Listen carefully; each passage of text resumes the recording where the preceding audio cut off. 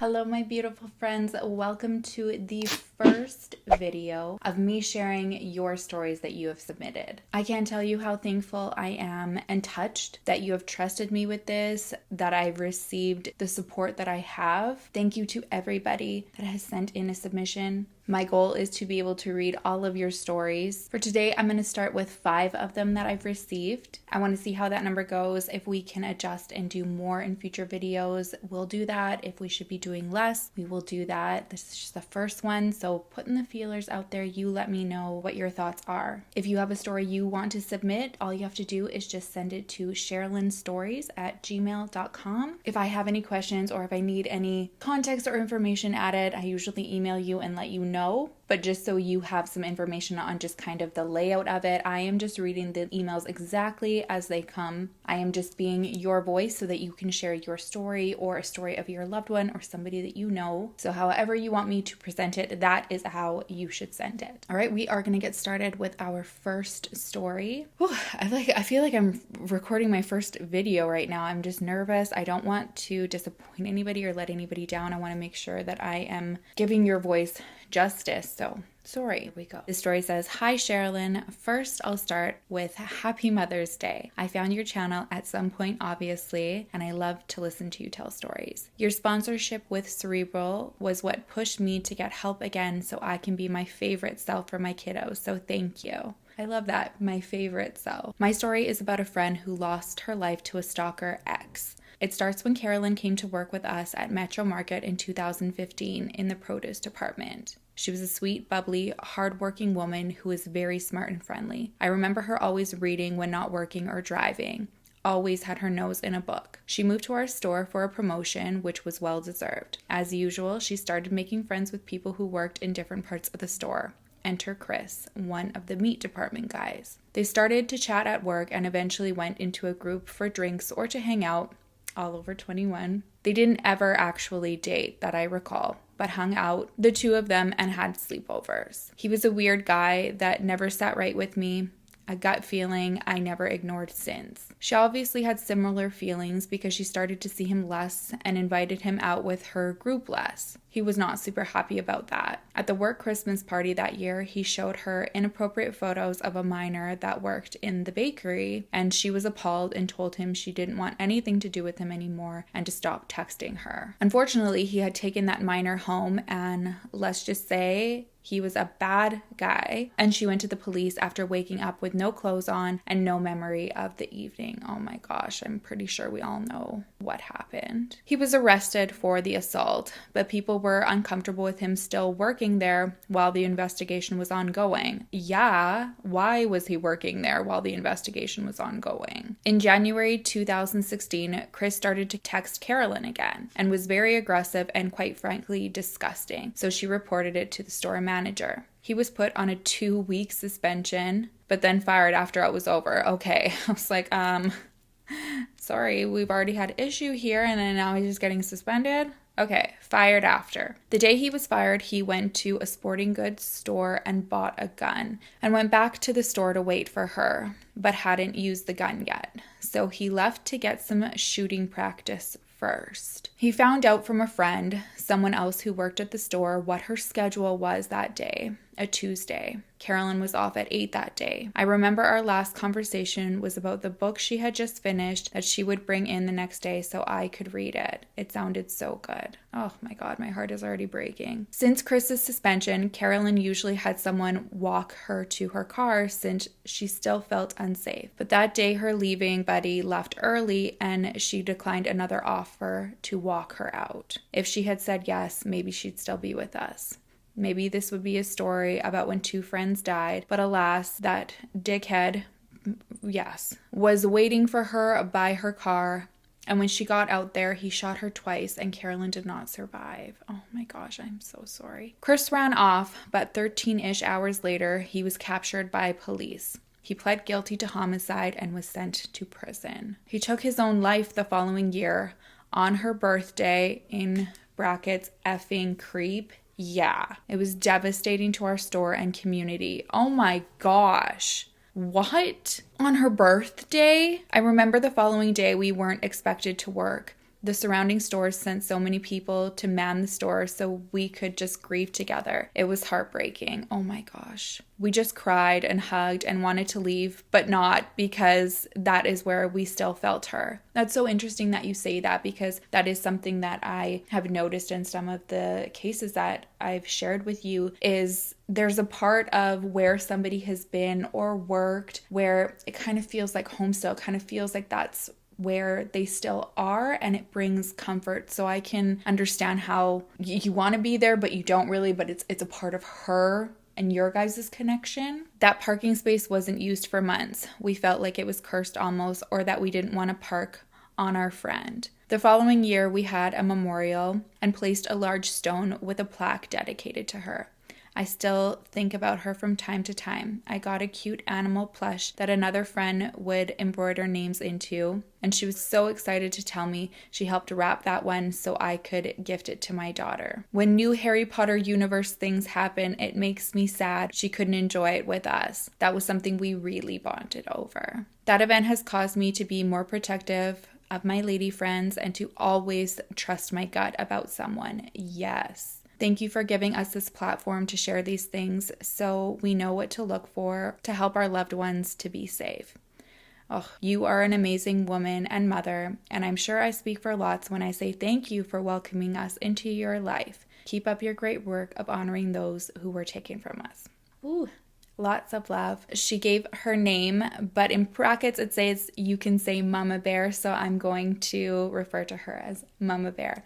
Thank you, Mama Bear. She also ends this with P.S. If any of this sounds familiar, it's because the show The Killer Beside Me, Season 1, Episode 1, titled Target on Her Back, is Carolyn's story. I haven't been able to watch it yet. I don't know if I ever will. Oh my gosh, I'm so sorry for your loss. Thank you for sharing this with us. And like you said, hopefully in these situations when we share these victim stories, Carolyn's life wasn't lost in vain. It can give other people some insight and what to maybe look for. I think oftentimes people feel like they're overreacting or they don't want to be rude, right? And you've got that gut feeling and you know you should go with it. And it's just that split second that you don't, that something tragic can happen. So this is such a reminder, like you said, just to always listen to it. All right, our next story, the title is My Mom Delivered Senior Meals to a Murderer's Mother. It starts by saying, hey, my name is Abby. Hi, Abby. Background context, my mom is/was a senior delivery driver. Basically, her job is to deliver meals to seniors who are in assisted independent living. Basically, they live at home but have aides who come by and help them. Your mother is doing God's work. My mom had been doing this for around 4 years at the point of this story happening. My mom's route is typically intercity except for one day of the week when she would drive a country route. This route was a smaller route located in Fulton County, Ohio. I don't know if this is a silly question, but is that where Fulton Prison is? That's what I think of Fulton because of the Johnny Cash song. Sorry. This route was a smaller route located in Fulton County, Ohio, but with the cornfields and long country roads, this route took my mom about 4 hours to finish. On this route was an older lady who had dementia. She lived with her 2 sons. One lived in the house with her and the other lived in a trailer further down on their land. The son who lived with this lady's name was James. He was a nice guy, but my mom always got a bad feeling about him. He liked to talk about his motorcycles, and he'd always compliment my mom on her long golden brown hair and how much he loved how curly it was. He would stare my mom up and down and pick out things to compliment.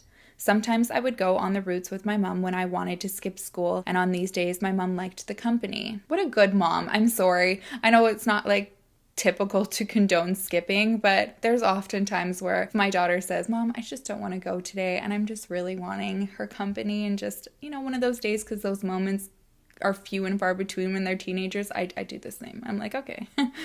My mom always told me not to go near this man's home or talk to this man. Typically, I would go inside and talk to the seniors, but this was a house that my mom would even lock the door when she would get out of the car. James wouldn't just do this to my mom. He would do this to any brown-haired woman who would deliver food to his mother. So typically, if my mom was not available, they would send a man out to do this route. My mom never cared at all that much and would typically just drop the food off, get a signature, and leave. She has the energy that nothing bad will will ever happen to her. My mom heard on the news that a woman had gone missing while riding her bike, and it was near the area that she delivered in. When my mom would do this route, she witnessed people searching in the dense cornfield. She never thought too much of it and thought it was just a missing person. Maybe their phone had died and they got lost.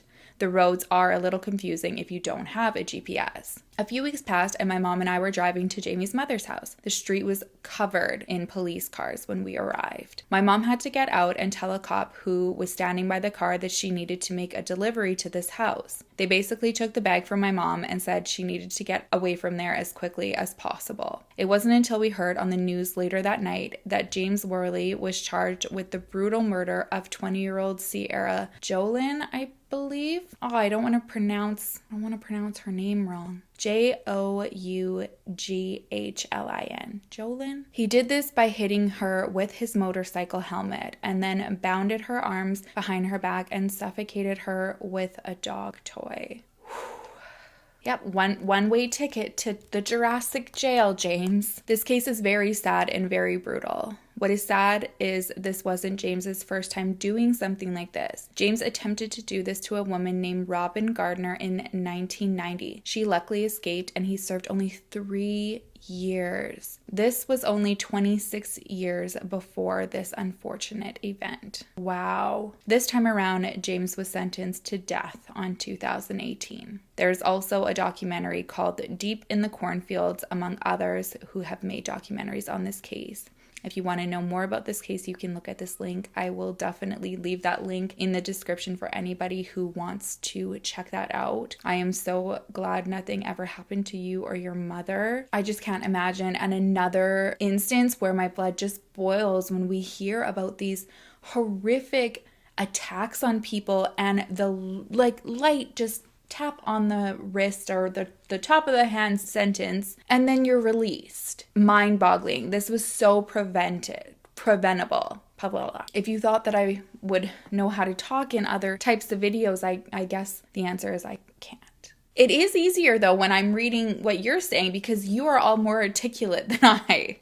All right, this next story is titled A Part of My Life I Can't Forget. Dear Sherilyn, a long time ago now I had a stalker, and it's something I never speak about in my current life. A few close friends from back then who I no longer have contact with know aspects of my story, but not much. I don't think it's a very exciting story for a video either, but I love your channel. I found it recently, and you're very passionate in a lot of ways. You remind me of myself. So I decided why not share it anyway. With all the emails you've received, I doubt this one will be seen anyway, so no harm, no foul. Oh, that's making me emotional because yes, I see you. And these stories are so important. Your story is important and it matters and it can help somebody. So please don't ever think that, it might not be exciting or something.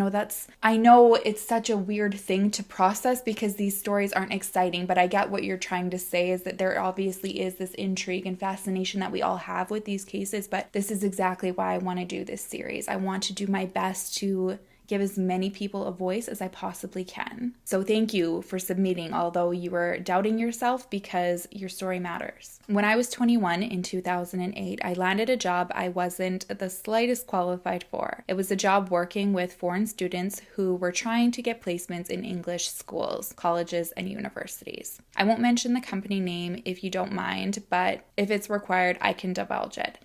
No. And I just want anybody else knowing in future submissions, if you do not want to state your name, your identity, where you work, where you're from, that's on you and very understandable. My job was to forge relationships with the international departments of these educational institutes and acquire a number of placements for the students we had on our roster. And these weren't trade schools. I was contacting some of the most prestigious higher education institutes in the country. She's from the UK. The job came along with a lot of stress, and I did a heck of a lot more than just speaking with universities. I was on call to these students 24/7 and their parents. I remember one student in particular, we'll call him John, called me at 2 a.m. on a Sunday morning because he had locked himself out of his dormitory and didn't know what to do. His university was in London, over 4 hours away from where I lived. But regardless, I had to get up and drive to him so I could get the issue resolved. Trust me, I had called everyone I could think of at the university and even called locksmiths, but no one was willing to do do much at the time over the phone. There were a lot of perks though. I got to travel up and down the country visiting with all kinds of institutes since our clients were rich. And I mean rich. Their parents own industry and the kids all had maids and things like that back home. The schools and parents would always send gifts to try to keep relationships going, and I even traveled a number of times overseas to meet with parents. I'm what they considered the ideal Caucasian. I'm fat, but I'm incredibly pale, have blue eyes, and at the time had blonde hair. You're thick, baby. They thought I looked like a princess, and it always made me laugh because in our world, I'm just about passable for attractiveness. LOL. I like your humor, but you need to own it and work it, girl. So anyway, you might be wondering how a 21-year-old gets a job like that, and so did I. I had worked since I was 16, but these were all entry-level admin jobs. There was no way I should have been doing what I was doing. I generally had no idea what I was doing, and I just made it up as I went along. I feel like that's fully relatable. Well, around 6 months after I'd started working, the reason why I was hired started to become apparent. My boss was attracted to me, and things became uncomfortable very quickly. After 6 months, my boss came into my office with a drawing he had done. He began by telling me he felt we should have uniforms. Where our students were from, uniforms in the workplace are of the norm, and he felt it would make the students' parents feel we were more reputable. I didn't disagree and would have been happy to have a uniform rather than forking out my own money for office clothes. Then he showed me the drawing, and it was basically a sexy schoolgirl uniform Halloween costume. And lucky me, the drawing was in my image. And I mean really sexy. The skirt was basically a belt and the blouse was drawn to have been completely open but tied under the bust. He's my boss, so I politely as I can tell him that in my opinion, that kind of getup would be entirely inappropriate for work. I felt humiliated to have been drawn like that and honestly wanted to tell him off, but I needed the job, so kept it polite. Oh my God, I don't know, I might be speaking for you or assuming, but I hope you never got down on yourself about that, like in the future. Reflecting on it, I know so many people, myself included, who have just stayed in situations and you want to be polite and you need the money. It's so much easier said than done for people to be like, well, why didn't you just leave? I could just tell that he was watching my reaction. He was enjoying how uncomfortable I was and stood there just holding the drawing out for me far longer than necessary. When he finally told me to look for something I considered appropriate then and to order it. He never did anything obvious. It was always little things like that. He would drop things and make me pick them up, walk closely behind me while I was walking up the stairs, would have me sitting in his office for no reason and just look at me. It was creepy, but not threatening. I couldn't even have a break without him following me. I used to go to the town to do some shopping or eat while I was on my lunch break, and he would just randomly be there watching me. Oh my gosh. Things changed after a year or so of me working there. I'd gone into town for lunch like usual, but this time I was meeting my husband. I married young, and my ex-husband is a whole other kettle of fish I'm not going to get into. Is that a UK term, kettle of fish? I like that. I wore a wedding ring, but apparently my boss didn't realize I was married, probably because I was young. When I was walking back to work, my boss appeared out of nowhere and started walking with me.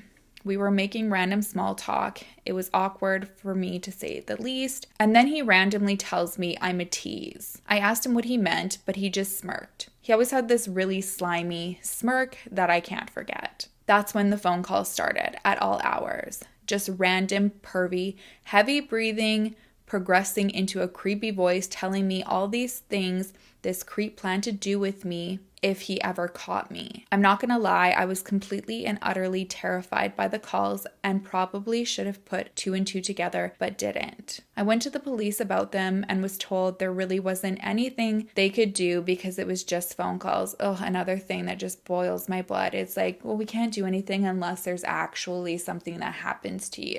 And the sad thing that we all realize is that by the time something happens to you, it's too late. They recommended I change my number. So I did, but of course I had to give my new number to my work so the calls didn't stop. I went back to the police and they monitored my phone line and made recordings, but said that's as much as they could do. I changed my number again and the calls stopped. I thought it was over. I figured it was just some kid's prank calling and decided to forget about it. A few months after that was when things moved online. I used to be all over social media, as most of us were in those early days of it all. I grew up on MySpace and yeah, had creeps now and again, but nothing like what was about to come. I was in pretty niche at the time forums and sharing niche interests. I was an anime nerd and had been since I was 13. So those were the places online I hung out and the forums I visited. It's what I posted about on social media. My boss followed me everywhere and would PM me the most disgusting sexually graphic messages saying how he wanted to lock me away somewhere only he knew about and do all manner of things. I reported it and blocked like you're supposed to do, but he would just create other accounts and continue messaging me. He was relentless. I'd get emails to my personal email and he would post horrible things on Facebook under a fake account and tag me in them. Oh my gosh. I can't imagine this feeling. It's like you can't escape. He started a slander campaign against me and released my personal information on an escort website with an actual photo of myself. That's when I became scared for what might happen to me. I didn't know this was all my boss is doing. I just thought I'd piss someone off online and they were out to get me. But when my information was released and I started getting calls about my services, I was really scared. I went to the police and they told me to block the accounts and numbers that were contacting me and to keep whatever I received to start building a case. So I did. I collected everything and kept a journal of the events as they were happening. This harassment went on for months. I was able to have my information removed from the escort website. I was able to contact the admin, and once I proved I was the person this listing had been made about, they agreed to remove it. But the damage was done. My stalker was sending me lewd and disgusting things, and now I had random men doing the same. I decided to close all my social media, everything. I had a live journal I'd kept up regularly, a blog for Japanese fashion, and ran a nonprofit scanlations website to name a few. Oh, I'm like, what is a scanlation? A scanlation is where a person buys a Japanese comic book and translates it, posting it online for free. Oh, that is so cool. Makes sense since you were very much into anime. I didn't even know something like this existed. And now I'm coming back to the story, realizing what a shame this is that you're out there doing these things for other people. Had your hobbies, like pouring your love into your passion of like sharing your blog and your journal and stuff, and it all had to get closed. I closed everything and changed my number yet again and figured that would be the end of it. The whole ordeal and mounting pressure to perform at work took its toll on my mental health. And at the 2-year mark of working for the company, I had a nervous breakdown and resigned. I became anxious and depressed and didn't know who to trust. I felt like everyone I saw could have been the person who was doing this to me. So I withdrew from everyone in my life. I stopped seeing friends and pulled away from my family. Oh my gosh. I should have probably gotten help, but I went through it alone and it's had its lasting effects. I'd love to say that's where it ended, but it got worse once I left the company. I guess giving my boss less opportunity to get to me forced his hand. When I hit 24, oh my gosh, 24, like all of these years, I randomly bumped into my boss again in the local town where I lived. He didn't live anywhere near me, so it should have been odd, but I just found it awkward. I was just starting to feel like myself again and was back working a much less pressured position, working low-level admin. I was interested to know how the students I'd worked with were doing. You kind of become a parent to them in a lot of ways, and I was really close to some of them. We went for lunch and chatted for a while, parted ways, and I thought that was it. It was a type of closure. Things there were moving on without me. My students were fine, so I didn't need to think about that time again. I went home, and now I presume I was followed, but at the time I had no idea. My bedroom was at the front of my house, and I started to feel like I was being watched. Later I felt like I was sure I was seeing flashes, but I convinced myself it was all in my head. My brain wasn't right after the breakdown, so I ignored it. Then I started getting handwritten letters. The same disgusting stuff as before, but what bothered me the most about it was that there was no postage on them, meaning someone physically put them through my door. In England, you have a letterbox slot in your front door rather than an outside mailbox. I'm not sure how it is in Canada. In Canada, I'm pretty sure most of us, I mean, for me personally, I've never had one like with the slot like that. It's all either in our mailbox or in like a designed community mailbox that you have a key and you walk to. So this person had hounded me for 2 years online, now knew where I lived, and felt safe enough to walk up to my front door and post a letter. It was a new level of fear, and I went back to the police. When the letter started, I finally felt like I was being taken seriously, which is ridiculous. This has been going on for how many years? That somebody wanted to hurt me. I never thought physically, though, until someone tried to break into my house. That's when I became petrified that this wasn't just someone I'd pissed off on the internet, but someone who is actually dangerous. I was convinced the attempted break-in and the letters were connected, but my ex-husband and even the police seemed to think it was unrelated. It was frustrating. I was in fear of my life, and I had all of these men telling me I was overreacting. That's what it felt like to me, she says. I mean, I would probably have felt the same. Whenever I was outside, I felt like I was being followed, and even when I was inside, I felt like I was being watched. But whenever I checked, there was never anyone there. I thought I was going crazy, but I logged everything and kept all of the letters along with all of the other evidence I had collected over the years. There were a few more attempted break-ins. One time, part of my back door was kicked in. Another one of my windows was put through. It was like the guy was seeing how much he could get away with. I should have moved, you're probably thinking, and I agree, but I was just paying a mortgage and couldn't afford it. My house wasn't worth anything, and I'd only paid the mortgage for 2 years at that point. Again, no one blames you. I also feel it's relatable that we make excuses in these situations, right? It's like so much easier said than done. And then in hindsight, when you look back on it, you're like, oh, I should have done it. But really in that situation, there are so many situations where it's just not feeling possible. And then when you have outside influences kind of not brushing you off, but not taking it as seriously as you feel they should be, you start to doubt yourself. To move, I would have had to pay off the remaining amount on my house and then be able to afford to buy another along with all of the fees for selling and buying. When the window was put through, everything stopped. A neighbor had seen what happened, and the police went out in force trying to find the perpetrator. They didn't find him, unfortunately, but my life started getting back to normal again, and I worked to put it all behind me. Whoever this person was done with me, I thought, until I was 25, and this is the hardest part to talk about. My ex-husband decided, since there hadn't been any incidences in a good while, that everything was over. I felt like that too, although I still was wary and scared. He deserved a break. He wanted to go on a boys' trip with his friends. I can't tell you how much I didn't want him to go. He was an arsehole without a doubt, but he was all I had at the time. In part because of the stalking and mostly because he was an abusive dick. Again, like you said, that was a whole other kettle of fish. All throughout the stalking, he accused me of leading someone on, that I deserved it for cheating as he saw it. A little bit heated up right now. I'd never so much as looked at another man. I stood by my vows even when his behavior changed and he became cruel. Regardless of how I felt, my husband left for his holiday, 2 weeks in Spain with the boys. I was a mess. I tried to convince myself I was fine, but every bump or knock the house made set me on edge. I showered with a chair propped against the door so no one could get in and checked everything was locked up tight all throughout the night. I could barely sleep. All of it was pointless though. After work, 4 days after my husband had left to enjoy himself, I unlocked my back door to let my dog out, and my boss was right there on my back doorstep. My dog was a 14-year-old at the time Yorkshire Terrier. You'd hope in moments like that survival instinct would kick in. You'd be running for the knife block or running for your life. But I got to find out that my instinct is to freeze, and that's what I did. I just stood there not knowing what to do, and the guy just pushes his way into my house and closes the door behind himself. When he went to grab me, that's when I finally realized I had to fight, and I did. I screamed bloody murder. I was saved by a neighbor. They heard me and came over to see what was happening. My front door was locked, so they banged on the window.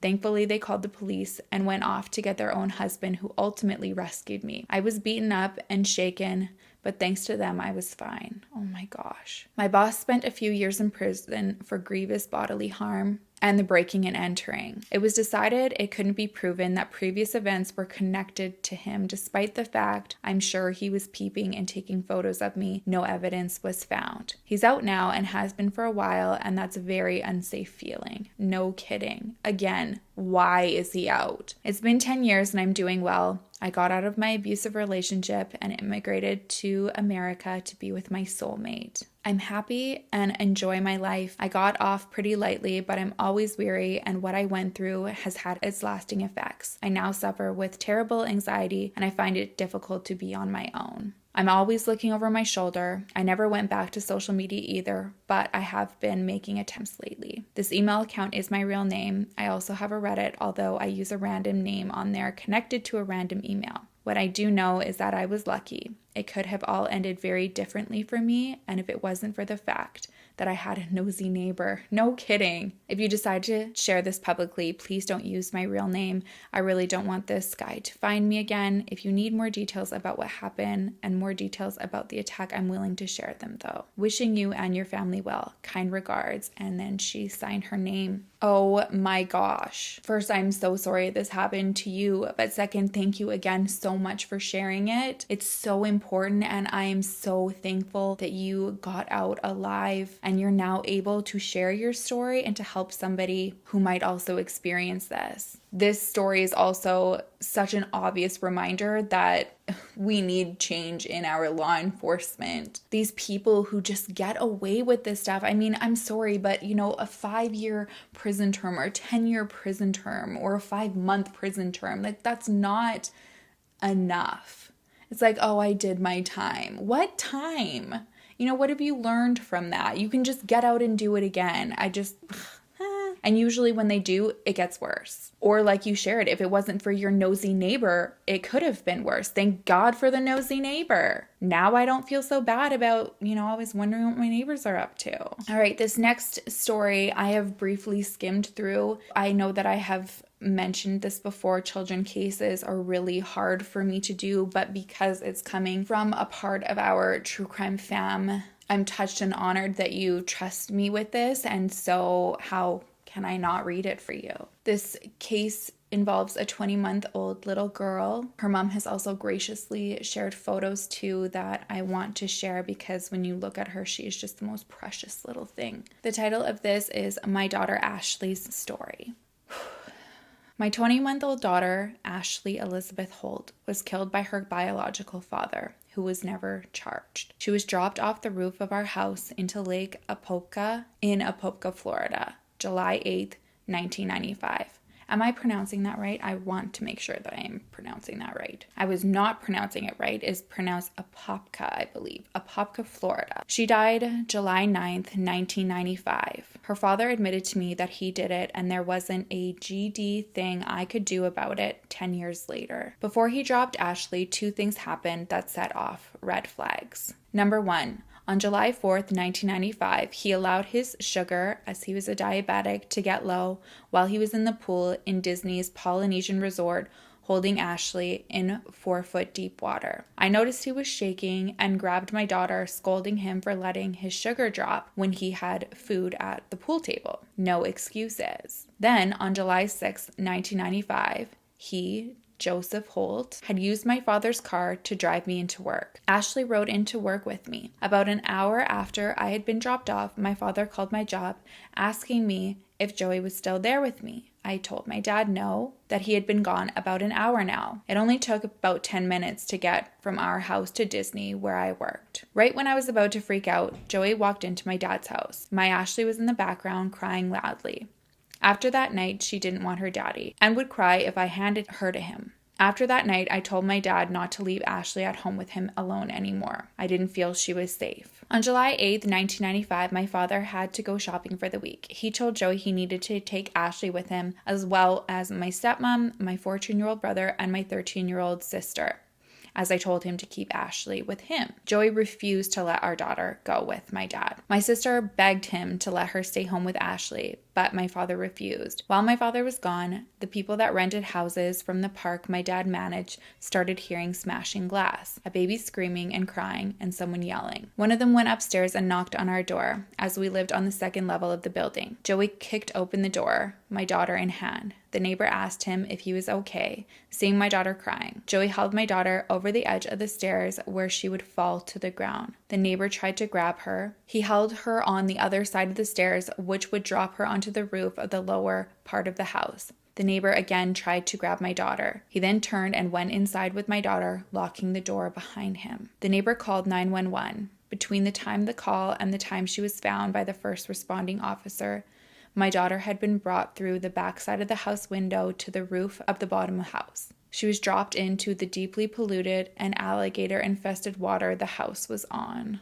Oh my God. She was pulled from the water, CPR administered, including her being shocked in life flight. My daughter never regained consciousness and was confirmed brain dead. He was never charged, as he claimed he was diabetic and his sugar was 20. However, he had never acted sociopathic like this in the 3 years he had had juvenile diabetes before or again. My daughter also had a loop-like shape similar to a belt or coat hanger type bruise to her thigh, which she did not have when I went to work that morning. This injury looked as if she had been hung upside down by her leg. And lastly, my daughter's autopsy said manner of death, homicide, yet he is a free man. Exactly, that makes no sense. No other diabetic had or has ever dropped their child, which results in death since my Ashley's death. These are the news articles from her case. You have my permission to tell my Ashley's story. My name is Monique Angelia Rivera. I am so sorry for your loss, Monique. Thank you so much for sharing Ashley's story with us and sharing these precious photos of her. I so wish there is something that I can say or do in these situations that would take your pain away. Just know that you are in my thoughts, and I'm sure I speak for the rest of a true crime fam here. You are in all of our thoughts, and so is Ashley. If there's anything we can ever do, if there is some sort of petition or organization or anything in Ashley's name, or to bring awareness to the fact that there really is no justice here at all for her, please let us know. I think we are going to leave it at there today. I know I said 5, but I feel like this is a good spot to hear your feedback at. I already have some more waiting for the next video, and the stories just continue to come in every day. So I'm looking forward to hearing back from you. If this is something you want me to continue doing, please let me know. Thank you again to everyone who has already submitted. And I know I've said it so many times, I'm like repeating myself, but really I can't tell you how much it means to me to be trusted to be your voice for this. All right, I'll see you in the next video. You know I will miss you terribly. Until then, make sure to love each other, love yourselves, and I will see you soon. Bye.